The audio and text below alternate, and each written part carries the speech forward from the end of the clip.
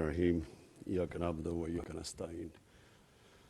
میں واقعی آج بڑا خوش ہوں کیونکہ بڑی 3 مہینے محنت اور کوشش کے بعد یہ کانسیپٹ کلیئر ہوا، اور ڈاکٹر انیس جو چیئرمین ہیں، میں ان کا خاص طور پہ شکر گزار بھی ہوں، اور ان کو خراج تحسین بھی پیش کرتا ہوں کہ انہوں نے ایک پورا روڈ میپ اب سامنے رکھا ہے کہ اب یہ جو رحمت اللہ عالمین اتھارٹی ہے، اس کے کون کون سے سٹیپس ہوں گے، immediate term, short term, medium term اور لانگ ٹرم۔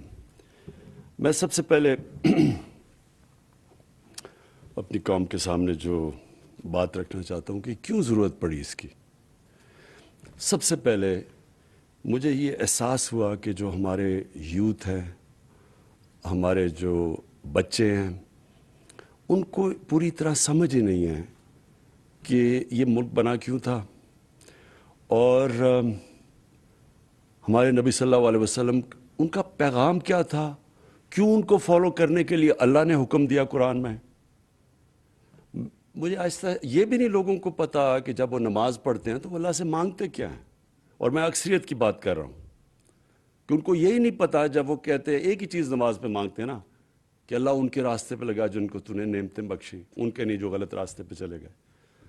تو جن کو اللہ نے نعمتیں بخشی سب سے زیادہ وہ تو ہمارے نبی صلی اللہ علیہ وسلم تھے، باقی بھی پیغمبر تھے۔ تو اصل میں تو ہم سارا وقت نماز پہ ایک ہی چیز مانگ رہے ہوتے ہیں کہ ان کے راستے پہ چلو۔ تو ان کا راستہ کیوں اتنا ضروری ہے؟ کیا ہمیں سمجھ ہے کہ اللہ کیوں ہمیں کہتا ہے ان کے راستے پہ چلو؟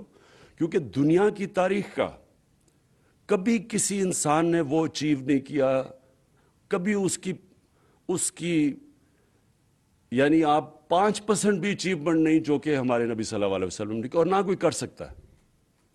یہ جب 100 گریٹسٹ مین ان کے اوپر ایک کتاب ہے، پتہ نہیں اس کا کیا نام ہے، ہارٹ یا کچھ ہے، وہ نمبر 1 پہ ان کو کیوں رکھتا ہے؟ وہ تو مسلمان نہیں ہے، لیکن وہ اچیومنٹس پہ رکھتا ہے کہ کسی انسان نے وہ چیزیں اچیو نہیں کی۔ تو اللہ ہمیں کیوں کہتا ہے کہ ان کے راستے پہ چلو؟ ہماری بہتری کے لیے۔ جب وہ کہتا ہے کہ وہ 2 راستے آپ کے سامنے، ایک اللہ کی وہ راستے جس پہ اللہ نے نعمتیں بخشی ہیں، تو وہ جو راستہ ہے وہ آسان راستہ نہیں ہے، کیونکہ نبی صلی اللہ علیہ وسلم کا آسان راستہ نہیں تھا، لیکن وہ انسان کی عظمت کا راستہ تھا۔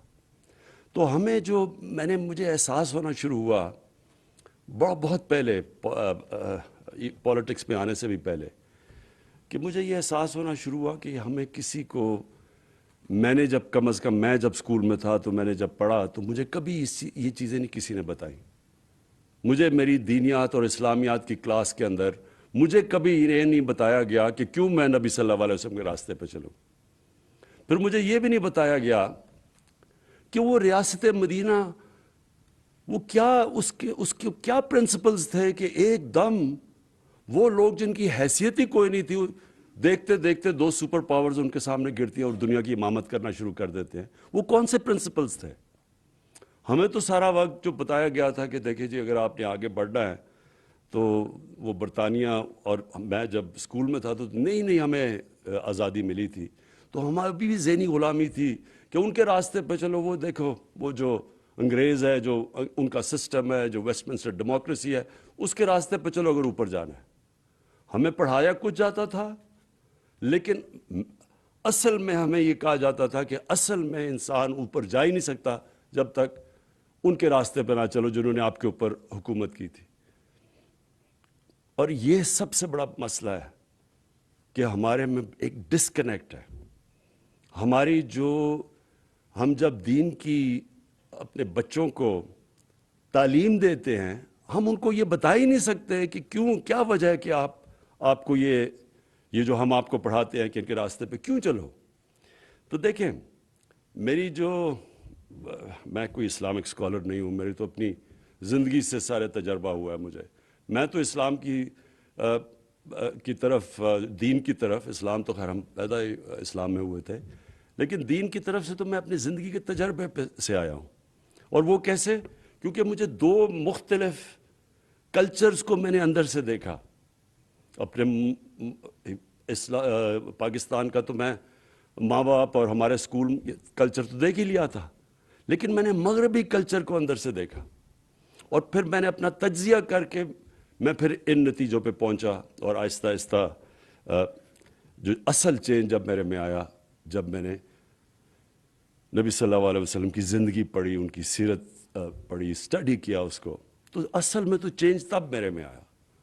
تو میں یہ سمجھتا ہوں کہ جو ہم نے اپنے بچوں کو، اگر ہم نے صحیح تربیت دے دی اور صحیح معنی میں ان کو سیرت نبی، ان کو اسکول سے ان کو صرف بتا دیا کہ وہ ان کا راستہ کیا تھا، یہی اس قوم کو اوپر اٹھا دے گی۔ کیونکہ کوئی قوم جس کا کیریکٹر بڑا نہیں ہوتا وہ بڑی قوم نہیں بن سکتی۔ تو جو انہوں نے مدینہ میں کیا کیا تھا، انہوں نے سب سے پہلے تو 2 پرنسپلز پہ مدینہ کی ریاست بنائی، عدل اور انصاف اور فلاحی ریاست، اور انہوں نے پھر انسانوں کی کیریکٹر بلڈنگ کی۔ وہی لوگ تھے، انہوں نے ان کو جو کیریکٹر کی ٹرانسفارمیشن کی، یہی چینج تھا۔ تو وہ تو دنیا کے سامنے وہ لوگ جو عرب 2 سپر پاورز کے بیچ میں تھے، کوئی حیثیت نہیں تھی، وہ ایک تاریخ ہے۔ یہ کوئی یعنی باقی اللہ کے پیغمبروں کی تاریخ میں اس طرح ڈیلی زندگی کسی کی بھی نہیں ہے۔ یہ ہمیں اپنے نبی کی تو ہمیں پہلے دن سے پتہ ہے کہ ان کی زندگی کب انہوں نے ہجرت کی اور پھر کب دنیا سے گئے، وہ سارے ان کا ریکارڈ ہے ہمارے پاس، کہ کب جنگ بدر ہوئی، پھر خندق ہوئی، پھر وہ جو ان کو صلح حدیبیہ ہوئی، یہ سارا تاریخ کا حصہ ہے۔ تو ایک سمجھ لیں، ہمیں کبھی اپنے آپ سے پوچھتے رہیں کہ یہ کیا ٹرانسفارمیشن تھی کہ ایک دم، یہ کہیں بھی دنیا کا اس کی کوئی مثال نہیں ہے کہ ایک دم ٹرانسفارم ہو کے ایک دنیا کی امامت کی۔ اس لیے اللہ کہتا ہے کہ ان کی زندگی سے سیکھو، ہماری بہتری کے لیے۔ ہم اگر اس پہ چلیں گے قوم اٹھ جائے گی، اگر انسان ان کو کاپی کرے گا وہ کیریکٹر بڑا ہو جائے گا۔ پھر جب سے مجھے حکومت ملی تو میں نے یہ کیوں میں نے رحمت اللہ عالمین اتھارٹی کا فیصلہ کیا؟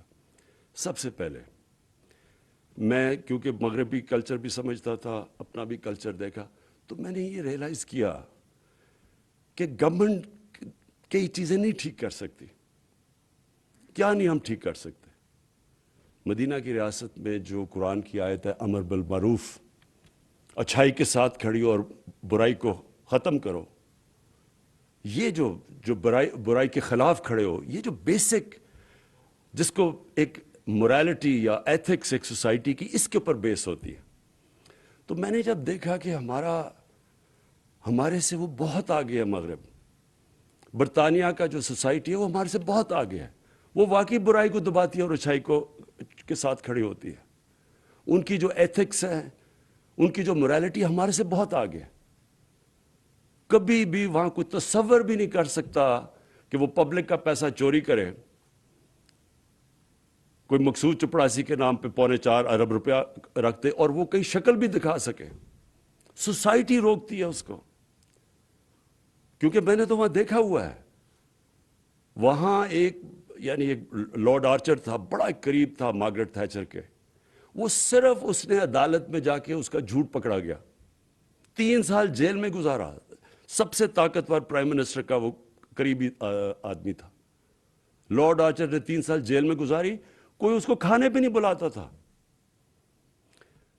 سنگاپور میں لی کوان یو نے جب سنگاپور کو چینج کیا، جب سنگاپور میں بھی بڑی کرپشن تھی، اس نے جب کرپشن چینج کیا، ذہن چینج کیا، امر بالمعروف وہ امپلیمنٹ کیا، تو اس کا جب قریبی دوست تھا جو منسٹر، جب اس نے کرپشن کی پکڑا گیا، خودکشی کی اس نے، کیونکہ اس کو پتا تھا معاشرے میں اب مجھے کوئی آنے نہیں دے گا۔ میں اپنی کیبنٹ کو بھی بتاتا رہتا ہوں کہ امریکہ کے اندر ایک بہت بڑا ملٹی بلینئر تھا، برنی میڈوف، اس کے اوپر فلم بھی بنی ہوئی ہے۔ سب سے سارے بڑے بڑے لوگ، سیلیبریٹیز اس کو ملا کرتے تھے، سب سے طاقتور، بڑا پرومیننٹ آدمی کہنا جاتا تھا، امیر ترین تھا۔ پتہ وہ ایک فراڈ سکیم، پونزی سکیم میں پکڑا گیا۔ اس کے 2 بیٹے تھے، ایک نے خودکشی کی، دوسرا گھر کے اندر ہی بند ہو گیا اور بیماری سے مر گیا, بیوی نے طلاق دے دی. ابھی رپورٹ ایک اور ابھی دیکھ رہا تھا, اس کی بہن اور اس کی بہن کے ہسبینڈ نے خودکشی کر لی. یہ کیوں کی ہے؟ کیونکہ معاشرے کے اندر جگہ ختم ہو جاتی ہے ان کی. تو ہم اگر کرپشن سے یہاں لڑنا ہے, اور یہ یاد رکھیں کہ ملک صرف غریب اس لیے ہوتے ہیں کرپشن کی وجہ سے. ساری دنیا کے اندر آپ سٹڈی کر لیں جو غریب ملک ہے, ہر ملک کے اندر کرپشن ہے جو غریب ہے. اور سوئٹزرلینڈ جیسا ملک جس کے کوئی وسائل ہی نہیں ہے, سب سے امیر ترین ملک ہے, کیونکہ وہاں کرپشن نہیں ہے, رول آف لا انڈیکس میں سب سے اوپر ہے. تو اس کے اندر یہ میں صرف مجھے آہستہ آہستہ احساس ہوا ہمارے ملک میں کہ ہم کرپشن کو ایکسیپٹیبل کر بیٹھے ہیں. یہ سب سے زیادہ ایک معاشرے کو تباہ کرنا ہے. معاشرے کے اندر برائی کو ایکسیپٹ کر جاؤ. جس طرح مولانا رومی سے کسی نے پوچھا کہ قوم کیسے مرتی ہے, اس نے کہا اچھے برے کی تمیز ختم کرتی ہے, قوم مر جاتی ہے. اب برائی کو برائی نہ سمجھے, محنت کون کرے گا؟ اگر چوری میں برائی نہیں ہے تو میں کیوں پڑھوں, میں کیوں محنت کروں؟ جب میں آرام سے قبضہ گروپ بن جاؤں یا میں کوئی منسٹر بن کے پیسے بنانا, میں کیوں محنت کروں؟ اس لیے مدینہ کا جو ریاست تھی وہ اس بنیاد پہ کھڑی کی گئی تھی. تو ادھر وہ ہمارے سے بہت آگے ہیں. میں نے یہ سارے ملک دیکھے ہیں, آسٹریلیا, نیوزی لینڈ چلے جائیں, کوئی تصور بھی نہیں کر سکتا کہ اتنا سا بھی کسی کے اوپر دھبا آ جائے کرپشن کا, وہ شکل بھی کوئی معاشرے میں دکھا سکے. تو یہ اس لیے اپنے بچوں کو ہمیں سیرت نبی پڑھانی ہے, تاکہ ہمارے بچے جب قوم فیصلہ کرے گی کہ ہم نے کسی نے بدی کی, برائی کی, قوم اس کو آئسولیٹ کرے گی. جاپان کے اندر منسٹر کوئی پکڑا جاتا ہے, عام زبان کے اندر ان کے وزیر خودکشی کر لیتے, کیونکہ معاشرے میں جگہ ختم ہو جاتی ہے. آپ وہ چوروں کے اوپر پھول پھینکیں گے, آپ کے مین لوگ وہ نیب کے کورٹ پہ جا رہے ہیں, پھول پھینک رہے ہیں, وہ جا کے ایک باہر بھاگ گیا ہے جھوٹ بول کے, وہ باہر بھاگا ہوا ہے, اربوں روپے کی پراپرٹیز میں بیٹھا ہے. یہاں بڑے بڑے صحافی کہہ رہے ہیں جی اسے تقریر کرنے دو. کوئی کسی وکیلوں نے کہا کہ جی اس کو پھر سے اس کے بین ختم کرو, کہ پھر سے اسے اجازت دو الیکشن لڑنے کی. تو یہ ہے ہماری معاشرہ, اس لیے نہیں کہ اللہ نے وسائل کی کمی رکھی ہے. دوسری چیز, جب میں نے پولیس چیفز کو بلایا شروع میں اور کرائم چارٹ دیکھا, آئی جیز کو میں نے کہا کہ کون سی کرائم سب سے زیادہ ہے, اور میں 3 سال پہلے کی بات کر رہا ہوں. مجھے یہاں اسلام آباد آئی جی نے اور پنجاب, انہوں نے کہا جی سیکس کرائم تیزی سے اوپر جا رہی ہے. اور وہاں قصور میں واقعہ ہوا تھا بچوں کے ساتھ چائلڈ پورنوگرافی کا. میں نے بڑے چن کے ایک ڈی آئی جی کو چنا, اور میں نے کہا تم خود جا کے, کیونکہ وہاں کچھ پکڑا کوئی نہیں جا رہا تھا. تو ڈی آئی جی نے جب واپس آ کے مجھے رپورٹ دی, تب سے مجھے خوف ہونا شروع ہوا.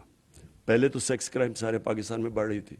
دوسرا, اس نے جو رپورٹ دی اس نے کہا جی وہاں اس نے کہا جب تک آپ نے ٹیچرز کو, علماء کو, معززین کو ساتھ نہ ملا کے پوری کیمپین نہ کی, ہم کچھ نہیں کر سکتے, کیونکہ کوئی رپورٹ ہی نہیں کرتا کرائم. اب پولیس تو تب پکڑے گی جب کوئی کرائم رپورٹ کرے گا. تو جب کوئی کرائم ہی نہیں رپورٹ کر رہا, پولیس نے کیا ایکشن لینا ہے؟ تو آہستہ آہستہ یہاں بھی جب میں نے کرائم چارٹ دیکھا تو ریپ اور چائلڈ ابیوز, جو بچوں سے زیادتی ہے, وہ دونوں بڑھ رہی ہیں. اور اس کی جو سب سے تکلیف دہ چیز ہے کہ 1% بھی نہیں رپورٹ ہوتی پولیس میں. لوگوں کو شرم آتی ہے, فیملیز شرما جاتی ہیں, گھبراتے ہیں کہ ہماری بری پبلسٹی ہوگی, چپ کر جاتے ہیں بیچارے. تو تب میں نے پھر سوچا کہ ہم یہ صرف گورنمنٹ اس کا مقابلہ نہیں کر سکتی, اس کا معاشرہ اس کے خلاف مقابلہ کرے گا. اور معاشرہ تب مقابلہ کرے گا جب ہم معاشرے کے اندر یہ ایتھکس تو دیں, لوگوں کو بتائیں تو صحیح کہ کیوں اسلام کے اندر یہ جو ہمارا پردے کا کانسیپٹ ہے, اور میں صرف کپڑوں کی بات نہیں کر رہا, آنکھوں کا پردہ, یہ جو کانسیپٹ ہے یہ کیوں ہے. اور پھر کیونکہ میں نے مغرب بھی دیکھا ہوا ہے اور یہاں کی بھی سوسائٹی دیکھی ہے. میں جب شروع میں گیا برطانیہ تو 14 میں 1 طلاق ہوتی تھی وہاں, اور دیکھتے دیکھتے وہاں 70% طلاقیں شروع ہو گئی. کیا چینج آیا؟ ان کی جو پبلک موریلٹی تھی وہ چینج ہو گئی. جو ٹی وی پہ اور فلموں پہ جو چیزیں آنی شروع ہوئیں وہ آہستہ آہستہ زیادہ فحاشی بڑھتی گئی. جیسے جیسے اور تو پھر جب ہم اپنا دین کو سٹڈی کرتے ہیں کہ یہ پردہ کیا کانسیپٹ ہے. پردہ تو فیملی سسٹم کو پروٹیکٹ کرنے کے لیے. اور اس کے اوپر اگر کبھی کسی نے سمجھایا لوگوں کو کہ اس کے پیچھے کیا ہے. ہم تو صرف کیا کہتے ہیں آرڈر کر دیتے کہ جی کپڑے ایسے کرو ویسے. پہلے اس کی سائیکالوجی تو پیچھے بتائیں کہ کیوں کہہ رہے ہیں آپ, کیونکہ اس کے پیچھے تو بڑا فلسفہ ہے. اور جیسے جیسے ایک سوسائٹی کے اندر آپ فحاشی بڑھاتے رہے, سب سے پہلا مسئلہ آتا ہے فیملی سسٹم میں. آپ اگر ہالی ووڈ کے اندر ذرا کبھی پڑھ لیں کہ ہالی ووڈ میں جدھر سے سارا ٹرینڈز نکلتی ہیں تو وہاں ایک شادی 2.5 سال لاسٹ کرتی ہے ایوریج پہ, کیونکہ آپ بڑھاتے جائیں گے وہ اس کا ڈائریکٹ امپیکٹ فیملی سسٹم پہ پڑے گا. اور پھر فیملی سسٹم جب ایک گھر ٹوٹتا ہے تو اس کے کیا معاشرے کے اوپر مسئلے آتے ہیں. کیوں ہمارے دین کے اندر اتنا زور ہے کہ اپنی فیملی کو پروٹیکٹ کرو. ڈیورس کیوں اتنی بری سمجھی جاتی ہے؟ کیونکہ اس کا بچوں پہ افیکٹ پڑتا ہے. تو جب ہم وہاں دیکھتا ہوں تو ان کی بہت بڑی تباہی آئی ہے اس کی وجہ سے. سارا مغرب کے اندر پچھلے 30-40 سال دیکھیں فیملی سسٹم ٹوٹتا جا رہا ہے. ہم ان سے بہت آگے. اللہ نے ہمارا فیملی سسٹم ابھی بھی پروٹیکٹ کیا ہوا ہے. اور ابھی بھی ہمارے علماء کو, ہماری یہ اتھارٹی, کم از کم ہم اپنے یوتھ کو یونیورسٹیز میں کالجز میں بتائیں تو صحیح کہ فلسفہ اس کے پیچھے کیا ہے, کیا پرابلم ہوتا ہے جب فیملی ٹوٹتی ہے. بچوں کے اوپر کیوں نہیں بچے کمپیٹ کر سکتے ایکڈیمکلی جب ایک ٹوٹے ہوئے گھر سے آتے ہیں. ان کا اس کے بڑے اب اس کے اوپر کافی ریسرچ ہوئی ہے, ہمارے لوگوں کو پوری طرح اس کی سمجھ.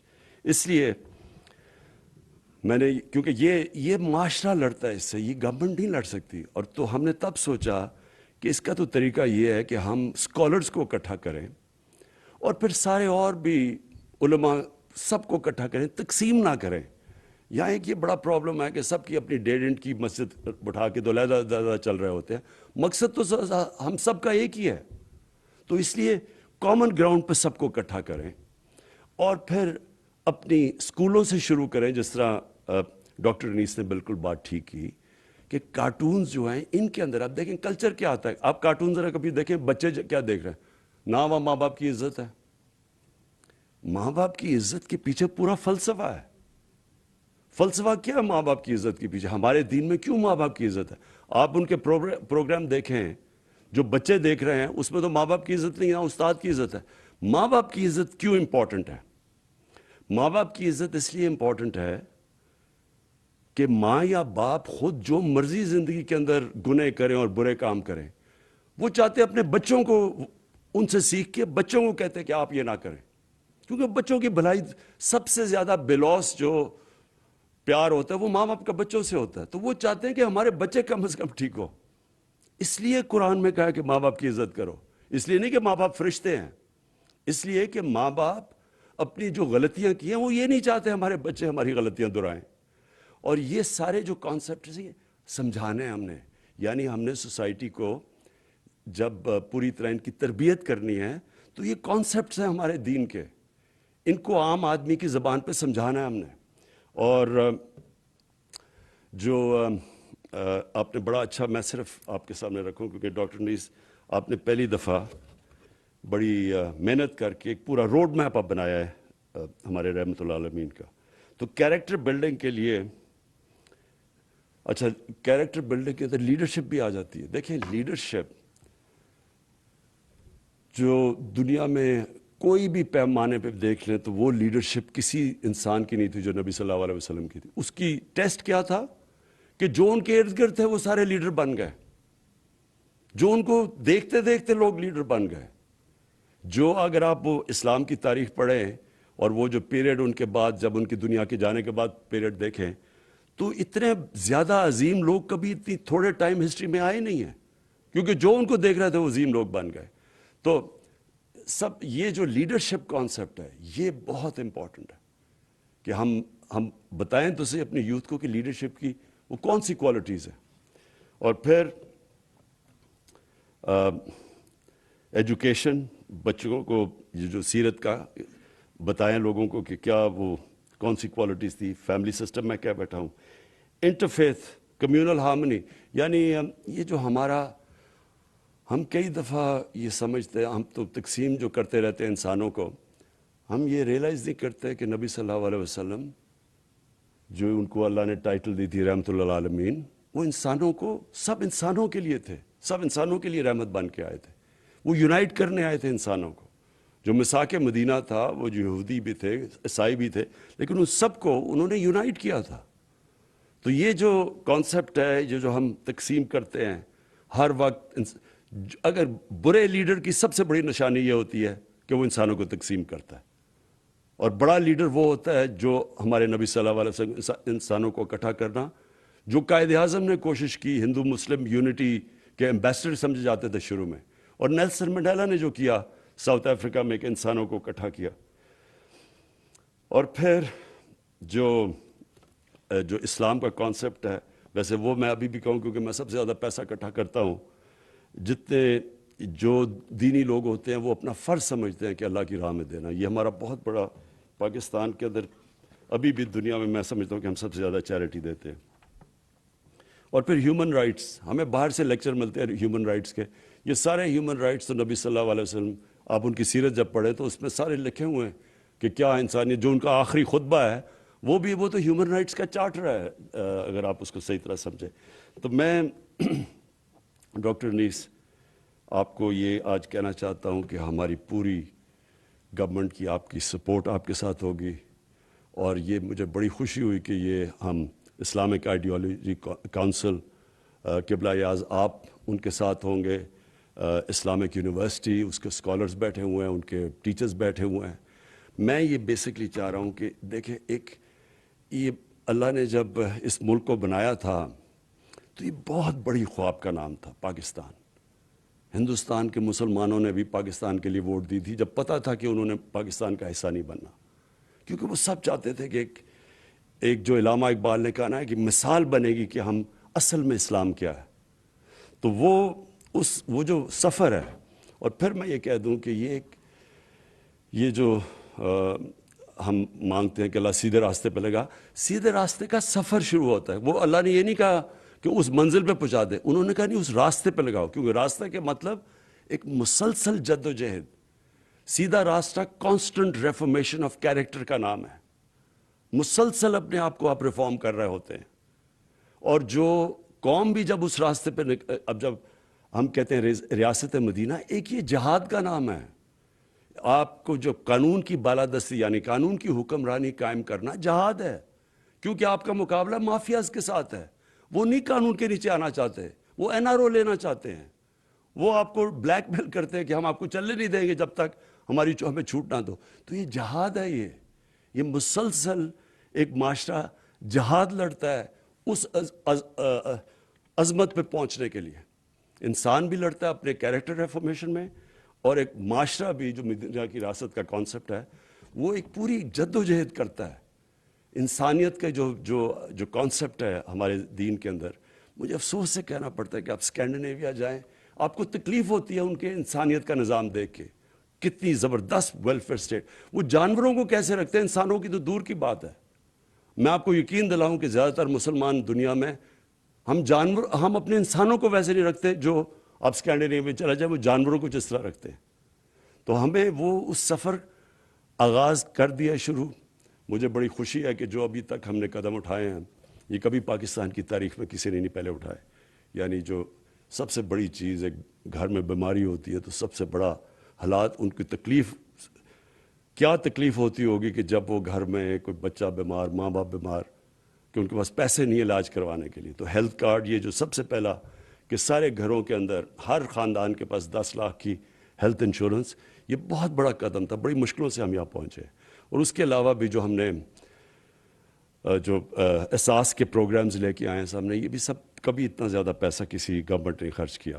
اور پھر یہ جو پناہ گاہ ہیں، یہ بھی مجھے یاد ہے ہم جب بھی وہ راوی سے ہم پل کراس کرتے تھے داتا صاحب کے سامنے، وہ بیچ میں وہ جو سڑک کے بیچ میں جگہ ہوتی وہاں اس طرح لوگ سوئے ہوئے ہوتے تھے.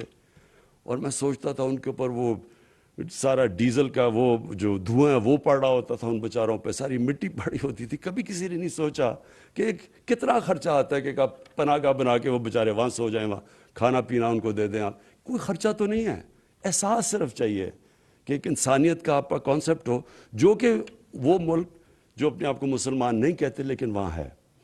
تو میں پھر سے اپنی اتھارٹی کو آج جو ممبرز ہیں ہمارے، جو آپ نے ڈاکٹر نیز سب کو انٹروڈیوس کروا دیا، اور میں ایجوکیشن ڈپارٹمنٹ کا میں کہنا تھا کہ شفقت محبوب جو ہمارے منسٹر ہیں، ان کی پوری آپ کو کوآپریشن ملے گی، پرائم منسٹر آفس کی ملے گی، جتنی بھی گورنمنٹ کی ڈپارٹمنٹس ہیں ہم آپ کے ساتھ پورا کھڑے ہوں گے۔ شکریہ۔ وزیر اعظم عمران خان تقریب سے خطاب کر رہے تھے۔ انہوں نے کہا کہ حق کا راستہ آسان نہیں ہوتا، دشواریوں سے بھرپور ہوتا ہے۔ نبی کریم صلی اللہ علیہ وآلہ وسلم کی زندگی مکمل ضابطۂ حیات ہے۔ رحمت للعالمین اتھارٹی کے مکمل فعال ہونے پر بہت خوش ہوں۔ ہمیں اپنے نوجوانوں کو بتانے کی ضرورت ہے کہ ریاست مدینہ کے بنیادی اصول کیا ہیں، اور پاکستان کو ریاست مدینہ بنانے کے لیے حکومت کوشاں ہے، اقدامات جاری رکھے ہوئے ہیں۔ بین المذاہب ہم آہنگی کو فروغ دینے کی ضرورت ہے۔